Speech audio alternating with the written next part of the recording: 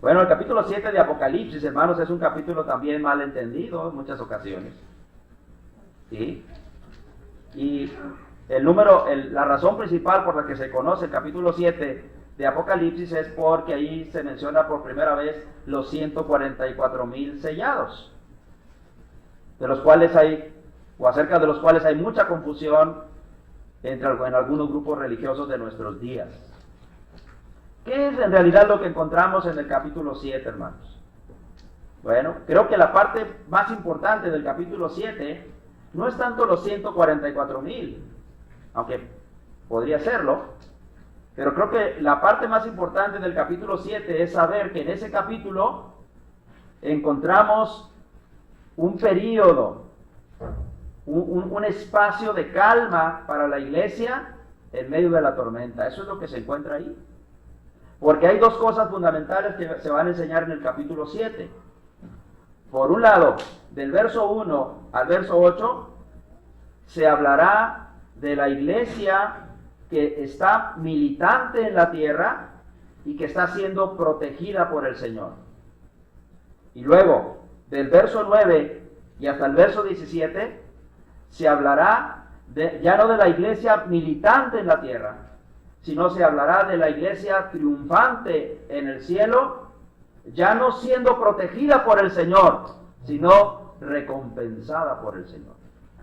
Eso es lo que enseña Apocalipsis capítulo 7, básicamente.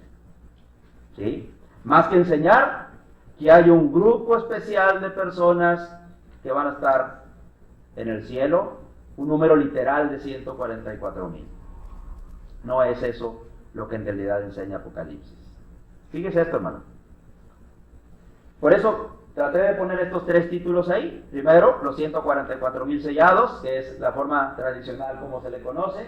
Luego, la calma dentro de la tormenta. Y luego, la iglesia militante en la tierra, especialmente refiriéndonos a Apocalipsis 7, verso 1 al 8. También en Apocalipsis 14 aparecen estos 144,000, pero eso lo veremos cuando lleguemos a ese punto, hermanos.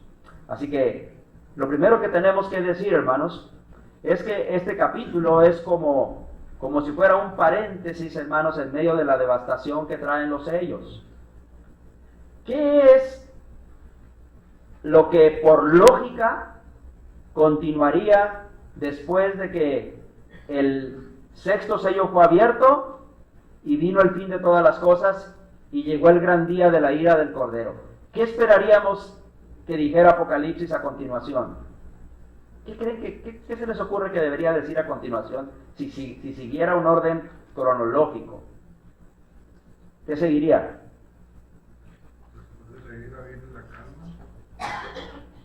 Eso es lo que viene aquí. Pero ¿qué seguiría por lógica? Si llegó al fin del mundo, ¿qué seguiría por lógica? El juicio, por ejemplo, ¿verdad? El juicio final, la resurrección de los muertos, ¿verdad? La iglesia yendo al cielo y las personas yendo y los incrédulos al infierno. Eso es lo que por lógica debería seguir aquí.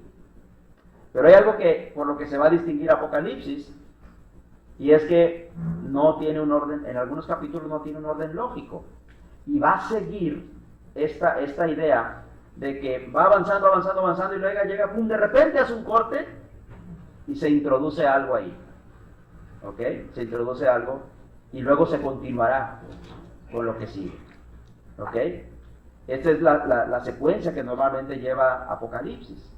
Ahora, sin embargo, no es casualidad que de repente se esté hablando en una forma cronológica o lógica y luego de repente ya no siga lo que en teoría debería de seguir. Siempre hay un propósito que el Espíritu Santo tuvo para acomodar esta revelación de esta manera. No olvidemos que esta es la revelación de Jesucristo. No olvidemos que esta es la revelación de Jesucristo que Dios le dio y que fue enviada por un ángel a su siervo Juan para manifestar a sus siervos las cosas que habrían de suceder pronto. No olvidemos capítulo 1, verso 18, cuando a Juan se le dijo, escribe las cosas que has visto, las que son y las que serán después. Esto es lo que será después. Así que después, hermanos, de toda la devastación que se está presentando a través de los sellos, después de que ya vimos que esos sellos afectarán también a la iglesia y que es posible que la iglesia reciba doble pago, como la frase que usa Horacio, doble pago de estos, entonces aparece este capítulo 7 como un remanso de paz, como un paréntesis, como una calma en medio de toda la tormenta de destrucción que traen los sellos. En otras palabras, lo que va a pasar aquí es que Dios va a revelar, hermanos, que mientras los sellos, mientras los jinetes revelados por los sellos están cabalgando y están trayendo muchos problemas a la humanidad, incluyendo a los cristianos, hay algo que está pasando con la iglesia. Número 1, la iglesia está siendo protegida. Y algo más se les va a decir. La iglesia va a estar un día en el cielo. Ellos deberían, se les pone esto aquí porque ellos deberían tomar fortaleza y darse cuenta que a pesar de toda la destrucción, a pesar de todo el mal que pudiera venir a través de lo que revelan los sellos, sin embargo Dios no se había olvidado de ellos. Mientras la iglesia está en la tierra, está siendo protegida, y más aún, cuando llegue su momento, la iglesia estará triunfante en el cielo, independientemente de lo que estos jinetes puedan causar y destruir en la tierra. Bueno, en este capítulo, hermanos, entonces hay que verlo así, como un paréntesis, como una calma en medio de la tormenta. Aquí donde van a aparecer estos 144,000 sellados, una enseñanza que es muy llevada y traída por algunos grupos religiosos de nuestros tiempos. Una cosa que tenemos que entender aquí es que este no es un capítulo cronológico. No quiere decir que inmediatamente después de eso pasó esto. No, es más, hermano, ¿dónde se pudiera acomodar este capítulo si lo que dice principalmente este capítulo es que Dios está protegiendo a la iglesia? Bueno, ¿desde cuándo Dios protege a la iglesia? ¿Desde cuándo? Pues desde que empezó, hermanos. Bueno, algunos dicen que probablemente este capítulo pudiera estar entre el 5º y el 6º sello, porque en el 5º sello los mártires preguntaron ¿hasta cuándo? Y probablemente esta sea una respuesta de Dios acerca de que, aunque todavía no llegaba el tiempo de ajustar cuentas con los incrédulos, sin embargo, esto alentaría a los cristianos para que se dieran cuenta que mientras no llegara ese momento de ajustar cuentas, sin embargo Dios está protegiendo a la iglesia en ese tiempo.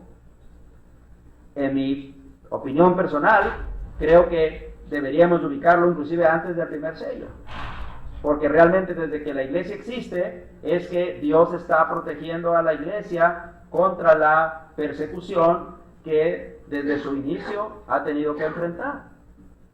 Ahora, ¿por qué aparece en esta parte del libro? Decíamos, bueno, es porque Dios está respondiendo a esas preguntas que aparecieron en el capítulo 6, de hasta cuándo, el conflicto que tienen ahí los mártires, y esto es una forma de decirles a los cristianos, estén tranquilos, yo no me he olvidado de ustedes, estén tranquilos, yo los voy a estar protegiendo. Así que estas son algunas de las cosas que podemos entender aquí.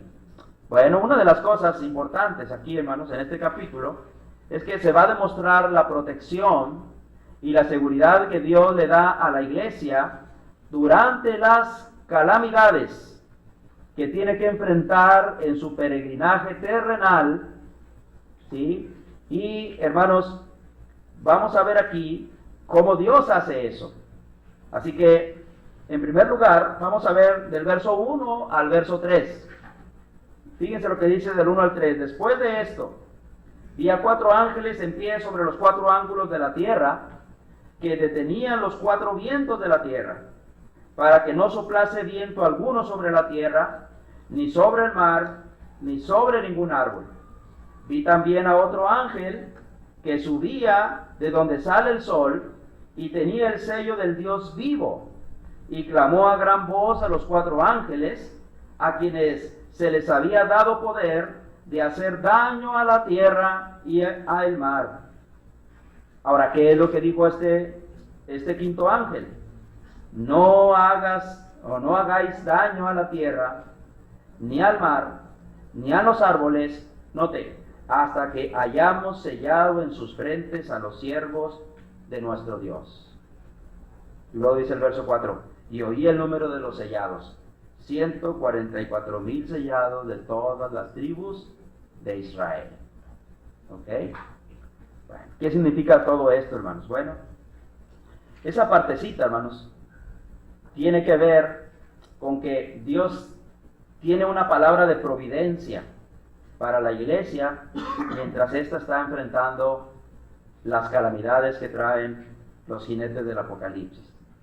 Lo primero que Dios le va a decir a ellos, hermanos, es que Él va a estar de parte de ellos.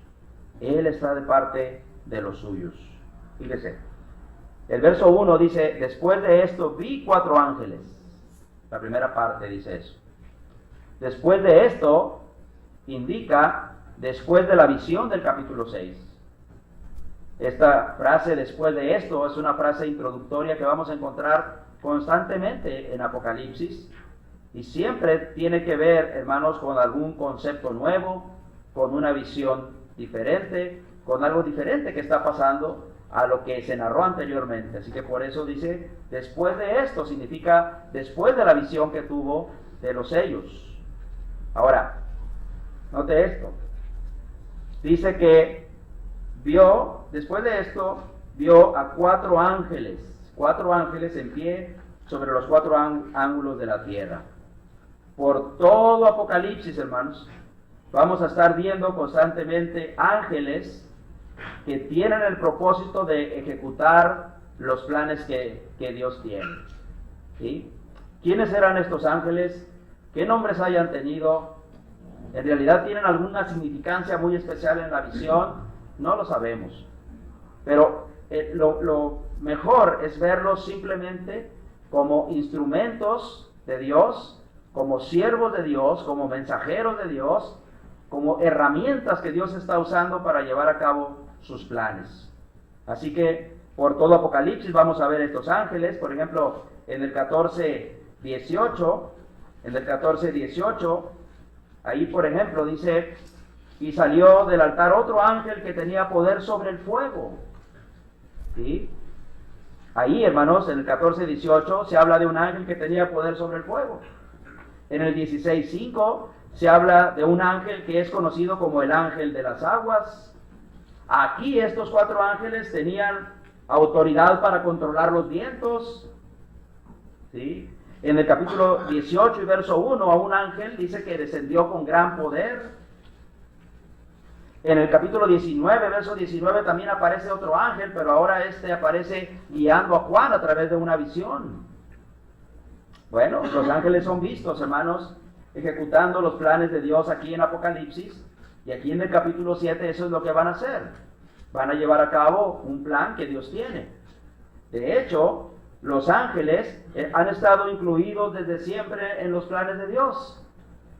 En Génesis, por ejemplo, capítulo 19, encontramos la destrucción de Sodoma y Gomorra. Y encontramos el momento cuando a Abraham se le comunica que Sodoma y Gomorra van a ser destruidos. Y son ángeles los que hacen esto. Aparecen 3 varones. Pero conforme va avanzando el relato, vemos que esos 3 varones, uno se convierte en Jehová y los otros 2 se convierten en ángeles que van y le avisan a Lot y sacan a Lot de ahí, de la tierra de donde él estaba viviendo para evitar la destrucción. Desde ahí vemos a los ángeles actuando en favor de los planes de Dios. Los vemos, por ejemplo, también comunicando el nacimiento de Jesús a María. Los vemos fortaleciendo al mismo Señor Jesucristo en el Getsemaní. Los vemos presentes también en la resurrección de Cristo. Siempre los ángeles, hermanos, están al servicio de Dios. Están listos, hermanos, para actuar en favor de los planes que nuestro Dios tiene. Ahora, estos 4 ángeles, volviendo a Apocalipsis 7, estaban de pie sobre los 4 ángulos de la tierra. Los 4 ángulos de la tierra, hermanos, da a entender los 4 puntos cardinales. En otras palabras, ellos tenían control de toda la tierra. 4 puntos cardinales indican la universalidad. En otras palabras, hermanos, es como si estuviera diciendo en cada esquina o en cada extremo de la tierra. pero especialmente se refiere a los 4 puntos cardinales, al norte, al sur, al este y al oeste. Frases similares son encontrados también en el Antiguo Testamento. Por ejemplo, en Isaías capítulo 11, verso 11 al 12, encontramos la frase que dice de los 4 confines de la tierra, y tiene el mismo significado de universalidad. En Ezequiel capítulo 7 y verso 2 dice los 4 extremos de la tierra. La frase da la idea de, entonces, de que de todas partes, hermanos. Así que entonces estos, además dice que detenían los 4 vientos, o estaban ahí para detener a los vientos. Note cómo dice.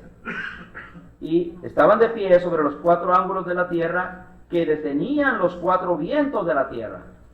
Estaban ahí con una ocupación especial, detener a esos vientos.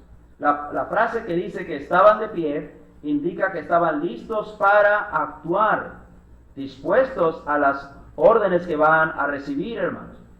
Ahora, aquí, hermanos, dice que detendrían a esos vientos. Detenían los 4 vientos de la tierra, dice.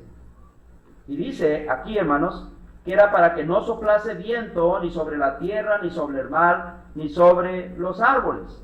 Naturalmente, hermanos, estos vientos son agentes de destrucción, en realidad. Si nosotros leemos en el verso 2, dice, a quienes se les había dado poder de hacer daño a la tierra y al mar. Y luego en el verso 3 dice, no hagáis daño a la tierra, ni al mar, ni a los árboles.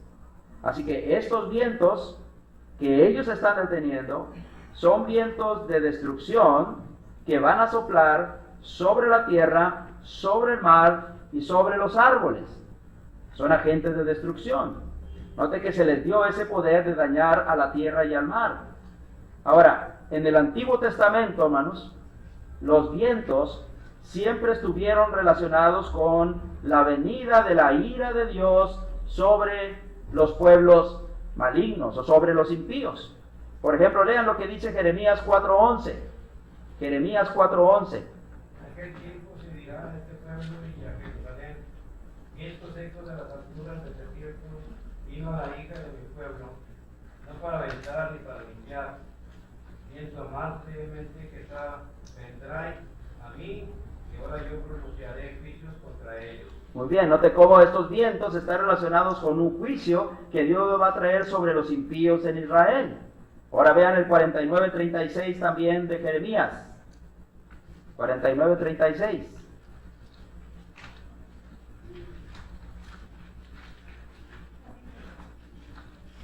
Jeremías 49:36, ¿qué dice? Ahí es sobre Elam, los 4 vientos de los 4 puntos del cielo, y los aventaré a todos estos vientos, y no habrá nación a donde no vayan fugitivos de Elam. Ok, esta es una profecía contra Elam, enemigos del pueblo de Dios. Dios trayendo juicio sobre ellos, castigándolos, y lo hace a través de la figura de decir, mandaré los 4 vientos de la tierra sobre ellos. Bueno, aquí entonces, hermanos, es exactamente lo mismo. Estos ángeles están ahí como, hermanos, listos para hacer que los 4 vientos de la tierra vengan para traer juicio, para traer destrucción. Así que aquí, estos representan los terrores que vendrían sobre la tierra. Especialmente, está muy relacionado con las afectaciones que ya vimos que traerían los jinetes que están cabalgando a través de todas las edades en contra de todas las personas de este mundo, incluyendo a los cristianos. Así que volvamos a leer entonces el capítulo 7 y verso 1. Después de esto vi a 4 ángeles en pie sobre los 4 ángulos de la tierra, que estaban deteniendo los vientos de la tierra para que no soplase viento alguno sobre la tierra, ni sobre el mar, ni sobre ningún árbol. Ellos están ahí cumpliendo una función, detener esos agentes de destrucción. Así que entonces, en el verso 2 dice, viene otro ángel que sube de donde sale el sol y tiene el sello del Dios vivo. ¿Y qué les dice a los ángeles? A estos ángeles que tenían el poder de hacer daño a la tierra y al mar. Les dice, no dañes a la tierra, ni al mar, ni a los árboles, hasta que hayamos cumplido el trabajo de sellar las frentes de los siervos de nuestro Dios.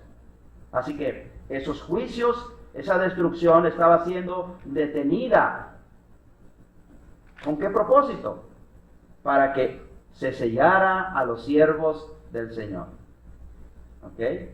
Ahora, 4 vientos indica procedencia de todos lados y son detenidos especialmente para que no afecten en ese momento. Ahora, ¿por qué dice que otro ángel subió de donde sale el sol? Es bien interesante la frase que dice, ¿de dónde sale el sol, hermanos? ¿De dónde sale el sol? Del oriente. El oriente, hermanos, siempre está relacionado en la Biblia con la bondad de Dios. En Génesis capítulo 2, verso 8, Dios plantó el jardín del Edén. ¿Dónde dice? Al oriente de Edén plantó ese jardín. ¿Qué había en ese jardín? El paraíso, donde el hombre no le faltaba nada. En Ezequiel 43:2, hermano. Lean lo que dice Ezequiel 43:2. Ezequiel 43:2.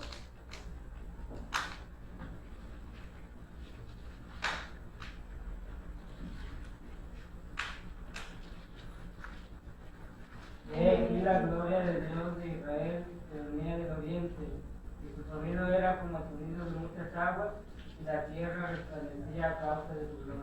Bueno, esta es la gloria de Dios, la gloria de Jehová que viene a llenar el templo, hermano, nuevamente. ¿De dónde venía? Del oriente, dice. ¿Ok? Así que el oriente está relacionado, hermanos, con la bondad de Dios. El tabernáculo, por ejemplo, y el templo estaban de cara al oriente también, hermanos. Así que este ángel trae un mensaje de esperanza. Eso es lo que significa que dice que subió de donde sale el sol. Venía del oriente, por lo tanto trae un mensaje de la bondad de Dios. Trae un mensaje de esperanza para ellos, hermanos. Ahora, ¿qué tenía él? El sello del Dios vivo. Verso 2. El sello del Dios vivo. Ya hemos visto antes qué propósito tienen los sellos. Básicamente hablamos de 3 cosas: proteger, un sello protege, un sello autentifica, es decir, permite saber que una cosa es auténtica o no, y un sello le da validez a las cosas. ¿Ok? Esas 3 cosas que hace un sello es prácticamente lo mismo que va a hacer aquí, lo mismo que va a pasar aquí con aquellos que van a ser sellados. Note cómo se dice el sello del Dios vivo. Dios vivo, hermanos, aquí es puesto en contraste con los ídolos que adoraban los pueblos paganos del tiempo del primer siglo. Y está también puesto en contraste con la estatua del emperador que se le demandaba a los cristianos que la adoraran, so pena de ser torturados o ser castigados o tener alguna represalia en contra de ellos. Ahora, este ángel le está ordenando algo a los 4 ángeles. ¿Qué es lo que les ordena? Que se detengan, que esos agentes de destrucción sean detenidos hasta que los que están aquí, los siervos de Dios, sean sellados. Note cómo dice que clamó a gran voz. Clamar, hermanos, indica que tenía autoridad sobre este asunto, que tenía una autoridad, tenía ese ángel autoridad para detener a estos 4 ángeles que están ahí listos para traer la destrucción.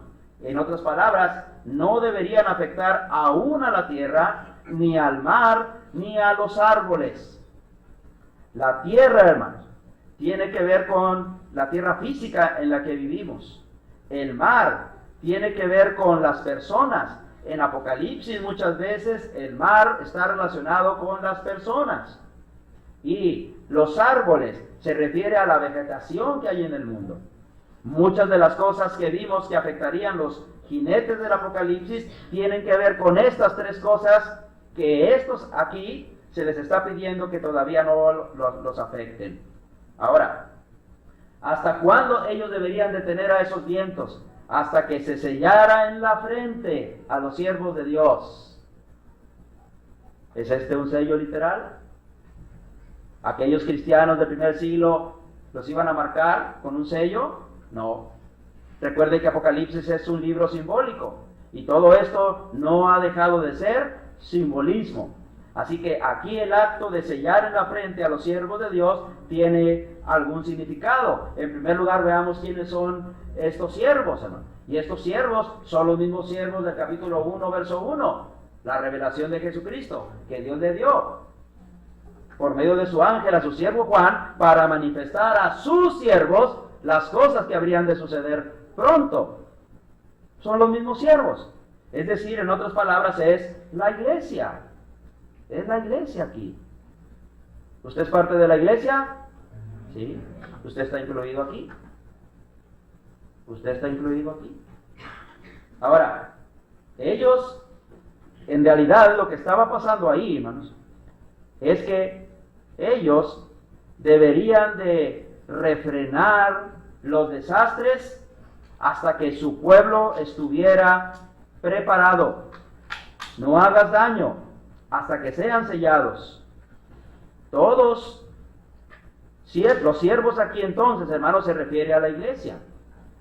Dios, hermanos, está entonces de parte de los suyos. Venían momentos de mucho dolor, mucho sufrimiento, mucha persecución, muchos morirían, pero Dios está de parte de los suyos. Dios dice, deténganse hasta que mi pueblo sea sellado. En otras palabras, hasta que mi pueblo esté preparado, hasta que yo proteja a mi pueblo de alguna manera. Así que Dios está de parte de los suyos. Hay muchos pasajes que nos hablan de esto. ¿Sí? No los vamos a ver ahora, pero usted sabe, por ejemplo, que desde que nosotros venimos al Señor, empezamos a tener esa protección de parte de Él. Ahora, los cristianos, si hay algo que tenemos que entender, es que los cristianos son especiales para Dios. Dios tiene un cuidado especial de ellos. Ahora, Dios no solamente tiene una palabra de provisión, también, hermanos, tiene un sello de protección. Y ese sello de protección cuida a los suyos. ¿Qué es lo que hace Dios por su pueblo? Los sella. Los sella. ¿Ok? En otras palabras, los identifica como propios. Son de su pertenencia. Solo sus siervos son sellados. Los autentifica. No cualquier persona, no todas las personas son selladas. Solamente aquellos que le pertenecen a Él. Solo aquel que tiene el sello del Dios vivo es auténtico de Dios. Y especialmente, y que es el énfasis principal aquí, el sello los protege. Los protege. Porque Dios los identifica como suyos, los autentifica como verdaderos y los protege. Ahora, ¿cómo es que Dios hace esto, hermano? Bueno, antes de ver eso, ya se me acabó el tiempo, hermanos, pero le vamos a seguir la próxima semana. Pero para que no quede así con mucha duda, ¿cómo es que Dios hace esto?